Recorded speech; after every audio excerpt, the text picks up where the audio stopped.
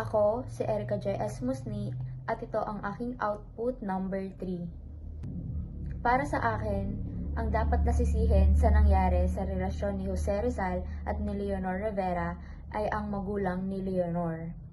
Dahil ayaw nilang pumayag na magsama itong dalawa, kaya nahirapan sila. Number 2, oo, may mga bagay na maaaring gawin si Leonor upang hindi sana humantong sa ganong sitwasyon. Halimbawa na lang kung nilakasan niya yung kanyang loob na labanan yung desisyon ng mga magulang niya.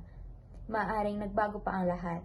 Maaaring hindi siya ipinakasal sa iba o maaaring naging nobyo niya si Jose Rizal.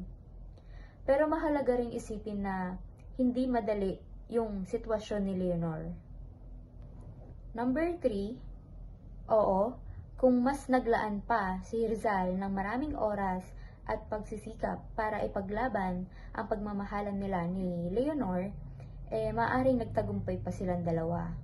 Pero dahil abala si Rizal sa kanyang mga misyon at laban para sa bansa, mas naging mahirap ang sitwasyon para sa kanya. Number 4, oo, masasabi ko na modelo ng isang romantikong relasyon ang pag-iibigan nila Rizal at ni Leonor Rivera. Dahil pinakita nila ang pagmamahal at pag-aalaga sa isa't isa kahit na maraming pagsubok. Ang kanilang kwento ay nakitaan ko na ang pag-ibig o ang pagmamahal ay hindi madali. Pero mahalaga ang pagtitiwala at ang pagkakaroon ng malasakit sa isa't isa.